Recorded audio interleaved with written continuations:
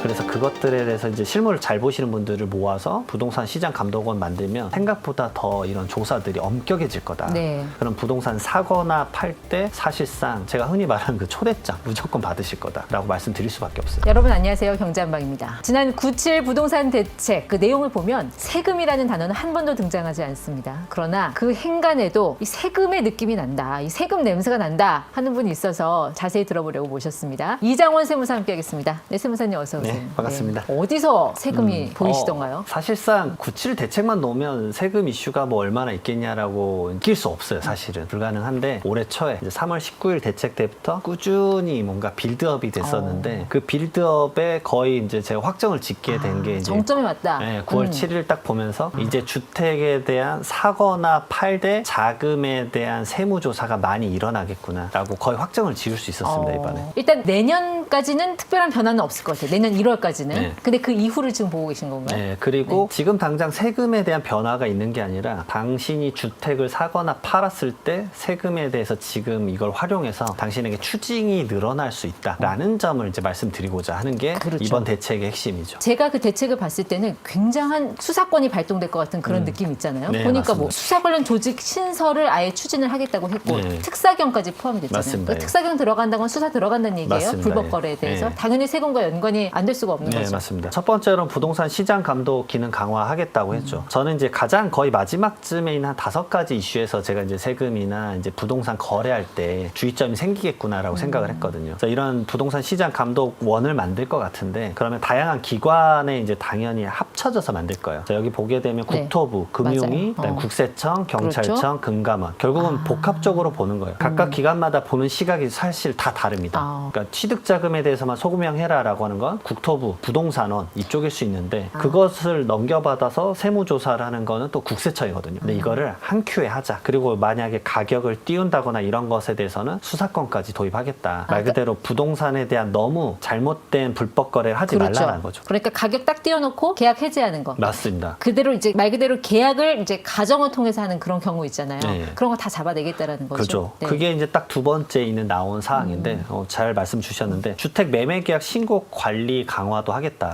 기존에 이제 실거래가 신고할 때 사실 별도 증빙 자료 없이 이렇게 그냥 그랬죠. 툭툭 네. 뭐 계약서만 쓰면 되니까. 그럼 사실 자전거래를 할 수도 있고 실거래가 띄우기도 할 수 있고 사실 쓰기 나름이시잖아요. 그러면 모르는 사람이지만 뭐 서로 이렇게 담합돼 있으면 20억짜리 아파트 단지지만 25억이 확 써버리면 그렇죠. 예. 그리고 그다음에 부동산 거래한 다음에 계약 취소해버리고 이런 경우가 많았었는데 부동산 거래신고법이 바뀌는 거죠. 그래서 이제 계약을 하게 되면 계약서도 내지만 계약금 이체한 내역 전부 다 갖고 와라 이렇게 바뀔 겁니다. 그러면 공인중개사님들이 챙겨야 되지만 사실 이게 세금 이슈랑도 관련이 돼 있어요. 그렇죠. 예. 왜 그러냐면 계약을 해지한다라는 거는 그 계약 해지한 사람의 상대편이 이 계약금을 가져가게 돼 있거든요. 그러니까 기타 소득이에요. 많은 분들이 그래서 이것에 대해서 아니 뭐 국세청 이거 알겠어? 하고 세금 신고 안 하시거든요. 근데 이걸 국토교통부가 부동산 거래된 것들 취소된 것들도 전부 다 사실 국세청이 이미 알려주고 있어요. 그렇죠. 그러면 그걸 통해서 계약금이 그러면 2억 원이면 2억 원에 대해서 당신이 세금 신고했어? 안 했으면 전부 다 추징할 거예요. 네. 근데 이게 부동산 시장 감독원이 생기면 더 쉽고 빠르게 할 수 있죠. 또 하나가 이제 환류 절차를 강화하겠다라는 거. 이거는 어떻게 보면은 증여세 이슈 그리고 횡령 이슈하고 다 연관이 될 수 있는 부분이라서. 네, 맞습니다. 여기도 좀 주의할 게 많을 것 같아요. 그래서 이런 부분들도 당연하지만 이제 서로 정보를 공유한다라는 거는 빨리빨리 잡아낼 수 있는 캐치 포인트. 그리고 하나의 감독원이 생기면 기존에 내가 했던 일만 해야지 하고 국세청 소관을 내가 어떻게 손대겠어라고 했을 수 있겠지만 복합적으로 다 잡아낼 수 있겠죠. 그러면 이것도 결국 나의 일이지라고 해서 그것에 대해서 이제 추징을 할 건데 이런 유관 기관들이 이미 지금 같이 협업을 한다라는 건 서로 어떤 기관에서 어떤 일을 하는지 다 알고 있다는 얘기예요. 그래서 그것들에 대해서 이제 실물을 잘 보시는 분들을 모아서 부동산 시장 감독원 만들면 생각보다 더 이런 조사들이 엄격해질 거다. 네. 그럼 부동산 사거나 팔 때 사실상 제가 흔히 말하는 그 초대장 무조건 받으실 거다라고 말씀드릴 수밖에 없어요. 아, 초대장이라고 하면? 네, 부동산원이나 이제 시군구청이나 국세청에서 이제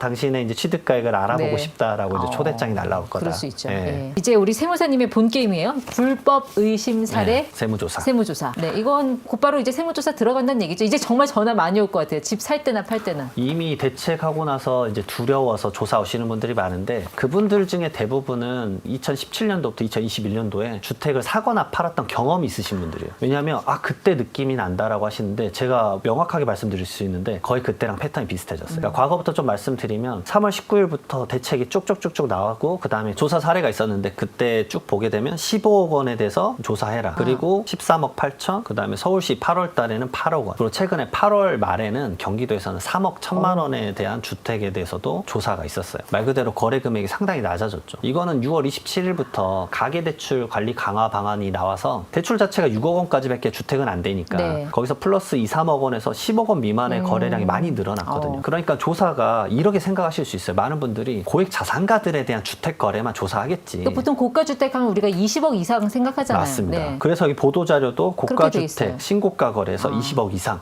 이래 적혀 있지만 사실상 그 아래에 대한 금액들도 많이 조사할 거다. 근데 제 이제 채널에서도 어떤 분이 댓글 달았는데 5억 원짜리 주택 샀는데 조사 날라왔다 이러시거든요. 그러니까 사실상 많은 주택 거래, 특히나 10억 미만의 거래량도 거의 다 조사할 수 있다. 그리고 고가주택이라는 건 세법에서는 사실 12억 원을 기준으로 잡아요. 그러니까 여기 예시로 든 건 20억 원 이상이지만 네. 신고가 거래에 대해서는 항상 조사가 올 수 있다라는 거. 그다음에 요즘 이거 진짜 많이 보고 있습니다. 법인 자금 유용 의심 거래. 말 그대로 내가 이제 개인으로 대출이 6억까지밖에 안 나오니까 법인으로 사업을 하시는 분들이 법인에서 돈을 많이 번 걸 그렇죠. 끌고 와서 주택을 산다거나 그런 것들에 대해서도 전부 다 조사하겠다라는 거예요. 그 자금 추처 조사도 굉장히 빡빡하게 들어갈 것 같던데요. 거기서 가장 이슈가 되는 건 여기 나오는 문구 중에 저는 이 7글자가 무섭다고 생각을 해요. 네. 차입금 위장증이에요. 말 그대로 많은 분들이 주택을 사는데 주택 가격이 많이 오르니까 이제 부모님한테 몇 억 빌리는 건 당연하게 생각을 하시는 거예요. 이자 안 내고요. 네, 이자 안 내고 그게 그럼 안 문제예요. 되죠. 네. 그래서 막 2억 원까지는 이자 안 내도 된다. 물론 법에서 정하는 기준으로만 따지면 2억 원까지 이자를 안 내도 돼요. 하지만 그 합리적 경제인이라면 이렇게 생각할 수 있다는 거죠. 아니 2억 원을 누가 공짜로 빌려주냐 속된 말로. 네. 이거를 은행에만 집어넣어놔도 최근에 이자율 보니까 2% 후반대더라고요. 그러면 그 이자를 누가 이렇게 손해를 보면서 이렇게 2억 원을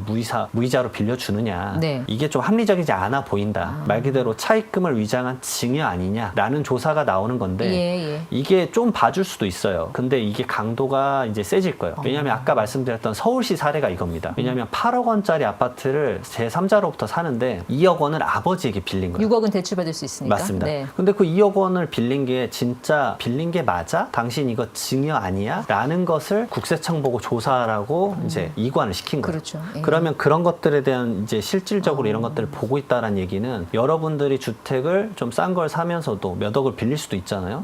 그런 부분들에 대해서 전부 다 좀 추징을 할 수도 있다. 그리고 예. 조사가 날라올 수 있다라는 걸 알아야 됩니다. 세무 탈루 검증을 보다 철저하게 하겠다라는 네, 거. 맞습니다. 세금도 추징하고 이제 과거에 그 채무 상환 여부 이런 사후 관리를 하겠다라는 거니까. 예, 저는 이 조사도 나올 것 같아요. 네. 채무 사후 관리라고 여기 적혀 있는데 그냥 한 줄 딱 보면 채무 상환 여부 등 사후 관리 중 이래 적혀 있는데 이 말씀은 정말 무서운 말인 게 그러면 과거 3년 전에 예를 들어서 아버지를 통해서 3억 빌려서 샀어요. 그러니까 지금 산 게 아니라 3년 전에 산 겁니다. 근데 그러면 지금 이자를 잘 갖고 계신지 다시 한번 조사를 하겠습니다. 그러니까 이런 사례도 충분히 생길 수 있는 게 그 당시에 이미 소명을 했었습니다. 네. 이자를 주고 받았어요, 계속. 근데 납세자분들이 실수라는 게 뭐냐면 한 1년 정도 이자를 지급하시면서 조사가 나오면 이자 내역 보십시오. 저 이렇게 이자 내역 다 줬습니다. 라고 전부 다 증명하고 끝났어요, 조사가. 네. 그러면 갑자기 이자를 안 갚기 시작하세요.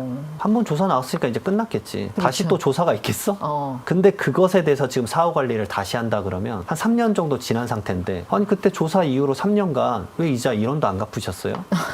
그러면 이때 네. 시점으로 이제 증여로 보겠다. 그러면 이제 깜짝 놀랄 일이 생기는 게 증여세만의 문제가 아니라 세금에서 무서운 건 가산세입니다. 가산세가 3년치가 거의 50%가 넘어요. 그러면 50%의 증여세에 가산세까지 네. 나오면 정말 무서운 세금 될 겁니다. 또 하나 보니까 그 기존에는 왜 토지거래 허가구역에서는 자금 조달 계획서 안 썼잖아요. 맞습니다. 근데 이제 쓰는 걸로 이 범위를 더 확대했던데 맞습니다. 이건 우리가 어떤 점을 좀 주의 깊게 봐야 될까요? 이거는 이거랑 연동을 시켜야 되는데 우선 첫 번째로 자금 조달 계획서에 대해서 증빙 서류까지 제출하는 거. 그다음 자금 조달 계획서 쓰는 것에 대해서 토지거래 허가구역은 빠져 있었는데 이번에 이게 들어갔어요. 그리고 하나 더 같이 연결해서 봐야 되는 게 이번에 나온 대책 중에 하나가 부동산 가격이 뭐 급등한다거나 큰 변화가 생기면 기존에는 원래 이게 시도지사가 주택자가 설정하는 건데 국토교통부 장관이 토지거래허가구역을 그런 상황에서 설정할 수 있다라고 이제 같이 대책이 나왔죠. 그러면 이제 국토교통부 장관님이 토지거래허가구역을 설정할 수 있는 거예요. 서울시장만 설정할 수 있는 게 아니라. 그러면 이제 서울의 많은 지역에 설정을 하게 되면 토지거래허가구역이 묶일 거고, 그럼 토지거래허가구역이 묶이면 첫 번째로 이제 주택을 취득할 때 2년 실거주를 해야 되는 게 이슈가 있고요. 네. 두 번째로는 자금 조달 계획서를 정말 빡빡하게 써야 되고 관련된 증빙 서류도 전부 내야 됩니다. 네. 이 증빙 서류 낸다라는 게 얼마나 큰 스트레스를 주냐면 당신이 그럼 계약금부터 중도금, 잔금까지 어떤 돈으로 마련했는지 그 관련된 법적 서식을 전부 다 내야 돼요. 그러니까 은행에 내가 예금이 있었다? 그러면 잔액증명서 뽑아서 내세요. 대출을 받았다? 대출 부채증명서 내세요. 전부 다 서류를 내야 돼요. 그러니까 정말 타이트합니다. 네. 그리고 그걸 기반으로 추후에 조사가 와서 당신이 이렇게 소명을 했는데 살펴보니까 이거 아닌 것 같은데? 증여인 것 같은데? 라고 해서 조사가 또 나올 수 있는 네. 거예요. 그러니까 확률이 높아지는 거죠. 그 토지거래 허가구역 같은 경우는 실거주 하는지 안 하는지 그런 것도 현장에서 바로 점검하고 이런 것도 충분히 나올 수 있겠네요. 그렇죠. 그것에 대한 얘기도 여기 있습니다. 불법 이상거래 기획조사, 그다음에 실태조사도 하겠다라고 명시되어 있기 때문에 실거주 의무 이행 안 하면 정말 강한 제재를 받습니다. 그러니까 필요시 막 허가 취소도 할 수 있기 때문에 이런 부분들까지 꼭 염려를 하셨으면 좋겠다 말씀을 드려요. 그 이번에도 LTV 대출 더 조여놨잖아요. 맞습니다. 무조건 이제 대출이에요. 그러니까 아예 이제 대출 받아서 집 살 생각 하지 말아라는 약간 시그널 같거든요. 네, 그 영향이 있기 때문에 제가 봤을 때는 아까 말씀드렸던 차입금 위장증여가 더 늘어날 수밖에 없는 거예요. 결국은 법인에서 자금을 끌어와서 주택을 사거나 아니면 부모님에게 빌려서 사거나 이런 이슈가 생기는데 그렇죠. 왜냐하면 대출을 많이 못 받으니까 그러면 거기에 대해서 더 엄격하게 본인의 생각을 가지셔야 되는데 네. 차입금 쪽에서 하나 더 말씀을 드리면 너무 터무니없는 가격을 본인의 경제적 능력에 맞지 않게 빌려가면 인정해주지 않을 거다. 저는 그 얘기를 말씀드릴 수밖에 없어요. 예를 들어서 내가 30대고 월급을 받고 나서 세후 이제 급여가 한 300만 원 정도인데 어머님에게 아니면 아버님에게 빌린 돈인데 그게 네. 법정 이자를 따졌더니 월마다 내야 되는 이자가 막 1,000만 원이다. 그러면 이거는 사실 빌린 거라고 볼 수 있겠느냐? 네. 합리적으로 이제 빌린 거가 아니라 증여 아니냐라고 그렇죠. 네. 볼 수 있다라는 거 염려하셔야 됩니다. 그리고 그 자금 조달 계획서 낼 때 보통 우리가 주식 채권 뭐 이런 거 써내지만 거기에 또 하나가 들어갔더군요. 결국 맞습니다. 가상화폐. 이거 무조건 들어간다고 봤습니다. 왜냐하면 제가 실질적으로 가상화폐로 큰 수익 버신 분들에 대한 자금 조달 계획서 조사를 많이 했었거든요. 왜냐하면 지금 가상화폐에 대해서는 매매했었을 때 그 차익에 대해서 양도세를 내지 않잖아요. 그렇죠. 말 그대로 세금을 매기고 있지 않기 때문에 극단적으로 이분들은 뭐 100억을 벌든 1000억을 벌든 국세청에서 소득 증빙되는 건 영원이에요. 1원도 없거든요. 그러니까 이 부분에 대해서 항상 이슈가 있었어요. 그래서 가상화폐로 돈 버신 분들은 주택 취득할 때마다 사실 무조건 초대장을 받았거든요. 무조건 초대장을 받았었는데 이번에 아예 넣어서 처음부터 너가 빨리 증빙해. 빨리 증빙하고 그게 맞는지 빨리 조사하겠어. 라는 관점으로 들어간 것 같고 가상화폐에 대한 것을 많이 하고 있다는 걸 이미 인지하고 있구나 라고 생각이 들어요. 말 그대로 부동산 거래하는 분들이 가상화폐 매각 대금으로 많이 사고 있구나라는 걸 인지하고 있는 것 그러니까 같습니다. 하나의 자산군으로 이제 인정을 하는 거예요. 약간 그런 것 가상화폐를. 같아요. 그러니까 네. 이 가상화폐 하시는 분들은 이걸 어디서 취득해서 어떻게 돈을 벌어서 어떻게 썼는지 네, 상세하게 이제 소명을 해야 되는 거고 시드머니를 얼마로 시작했는지 이것까지 다 해야 그게 되는 조사 거예요? 핵심입니다. 말 그대로. 너무 잘 짚어주셨는데 너가 가상화폐로 100억 벌었어 알겠어. 근데 얼마로 시작했는데 50억으로 시작했어. 그 50억 어디서 났는데 너는 한 번도 돈을 벌어본 적이 없는데 네. 그러면 또 이래 말씀하시겠죠. 50억 어머니에게 빌려서 한 겁니다. 이자 줬어? 안 줬어? 바로 그러면 증여세 위험을 받을 수밖에 없어요. 그러니까 결국 이 부분에 대해서 상세하게 소명을 못하면 증여세 이슈로 이게 파생될 수 있는 그런 맞습니다. 현안이라는 거죠. 거의 100% 갈 겁니다. 왜냐하면 예전에 그 강도가 아주 셌었거든요. 그래서 저는 그 느낌을 지금 실무적으로 많이 이제 업무 요청이 들어오니까 점점 이렇게 좀 타이트해지고 있구나. 가격도 아까 말씀드렸지만 대출 규제 때문에 낮은 거래 금액들도 생각보다 조사가 많이 하고 있구나라는 걸 느꼈습니다. 그리고 이것도 좀 세금하고 관련된 부분이 있어서 여쭤봐야 될 것 같은데 그 주택을 매매하거나 아니면 임대 사업 하시는 분들 많잖아요. 네. 이분들 다 대출 받아서 하는 경우 부지기수인데 네. 이분들 거의 0으로 만들어놨던데요. 맞아요. 대출을. 이게 좀 제가 봤을 때 앞으로 이제 부동산 임대사업자, 주택 임대사업자랑 주택 매매사업자는 와 이제 쉽지 않겠다라는 생각이 좀 들었어요. 왜냐하면 이번에 그런 사업자군에 대해서는 LTV가 0%로 바뀌었지 않습니까? 그래서 매매사업자를 하신다? 아예 엄두도 못 내실 것 같아요. 물론 예외로 빠지는 게 신규로 내가 건설을 해서 매매를 그런 한다. 분 많지 않잖아요. 거의 없죠. 네. 있으나마나 하는 사람이니까. 그리고 다행히 이제 어떤 점이 있냐면 부동산 임대사업자인데 기존에 임차인이 나갈 때 그 보증금 내주는 것에 대해서는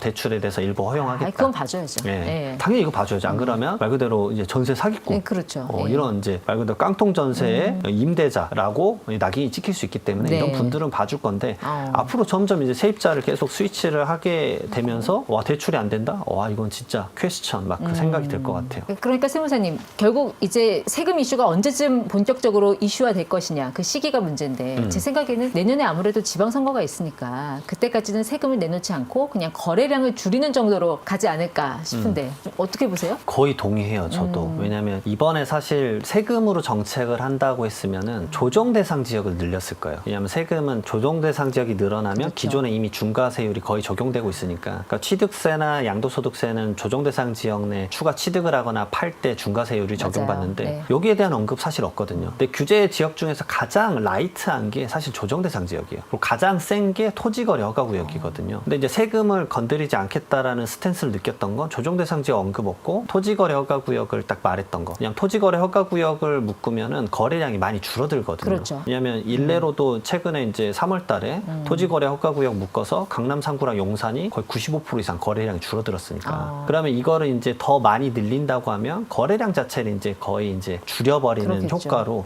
이제 거래 자체를 안 만들어 버리니까. 그리고 그 거래를 했다 사거나 팔면 조사가 일어날 수 있으니까. 그때 국세청장님도 이제 현장에서 말한 게 30억 원 초과의 현금으로 매수를 하는 것에 대해서 불법 증여 부분들 전수조사하겠다라고 했거든요. 그리고 앞으로 이런 이제 불법이나 이상거래 기획조사를 올해 말까지 무조건 계속 2달에 한 번씩 하겠다라고 했어요. 그러니까 계속 이런 조사, 거래만 하면 조사, 거래만 하면 조사를 할 수 있기 때문에 사실상 거래량이 거의 묶이게 될 거예요. 네. 그렇지만 이제 세금 변화를 그러면 어떤 것들이 좀 유념해야 되느냐 이런 부분들을 많이 궁금해하실 수 있는데 첫 번째로는 6월 3일이 지방선거잖아요. 네. 그러면 그 전까지 첫 번째로 양도소득세.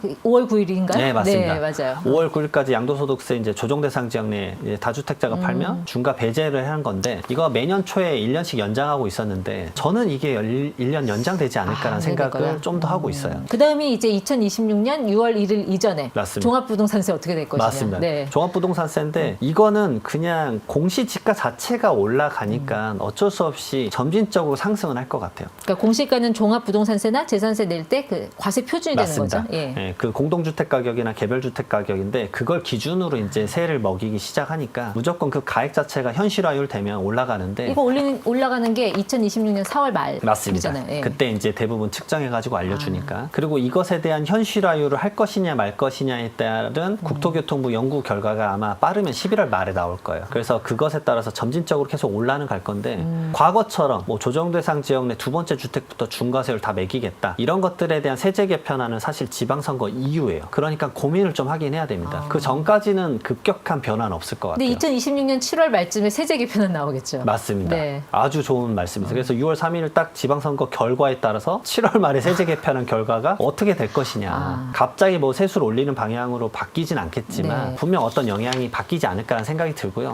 이제 뉴스를 본 게 상속세에 대한 개편안 얘기를 또 하셨어요. 이재명 대통령께서 하셨는데 기본공제를 일괄공제 5억 원인데 이걸 8억 원까지 일단 배우자 상속공제 기본 5억 원인데 이걸 10억 원으로 올려주겠다. 그러니까 배우자가 있으면 18억 원까지는 세금 안 내게 바꾸겠다. 이거는 상당히 좋은 영향인 게 지금 매년 상속세 내는 사람들이 한 2만 1,000명 정도 돼요. 돌아가시는 분이 한 35만 명 정도. 그래서 한 6, 7%가 우리나라는 지금 상속세를 내고 있는데 사실 좀 많은 편이기는 해요. 근데 이 개편이 만약에 된다. 공제수가 올라간다. 그러면 상속세 지금 내시는 분들이 한 60%는 상속세를 안 내도 돼요. 확 줄어들어요. 그러니까 보편적으로 그 말했던 거 있잖아요. 집안채만 있다고 상속세를 내면 이게 가정에 약간 안 좋은 영향을 미치는 것 네. 같으니 이걸 이제 안 하겠다. 저는 사실 이 개편안이 올해 7월에 나올 줄 알았는데 나오지 않았었죠. 근데 이걸 말한 게 저는 그러면 진짜 빠르면 11월이나 12월 국회 때 넘어가서 빨리 통과가 되면 26년 1월 1일부터 적용될 수 있겠구나. 그럴 수 있겠네요. 그러면 많은 분들이 사실 좋아하실 수 있어요. 서울 경기권에서는 사실 집안채만 있으면 상속세 내시는 분들 정말 많거든요. 근데 지금 워낙 또 세입 기반이 약화가 돼 있어서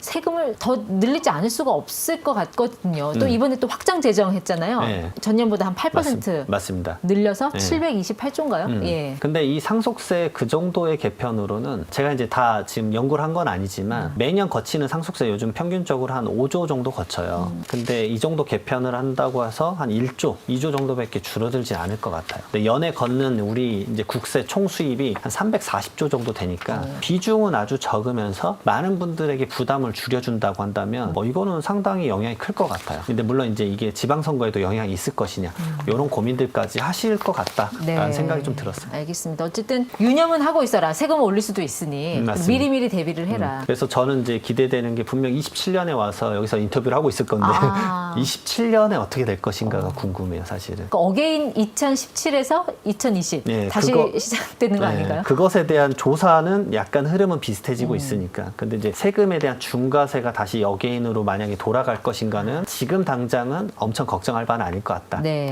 말씀드릴 수 있겠습니다. 알겠습니다. 아직까지는 뭐 먼 미래긴 하지만 또 이 세금이라는 거는 미리 대비를 하지 않으면 이게 맞습니다. 폭탄이 될 수 있기 때문에 어쨌든 세무사님 말씀 듣고 미리미리 대비해서 나쁠 건 없잖아요. 맞습니다. 네, 여러분들께서도 공감하면서 들으셨을 거라고 생각하고요. 네, 오늘 대담 여기서 마무리하겠습니다. 이장원 세무사 함께했습니다. 네, 고맙습니다. 네, 고맙습니다.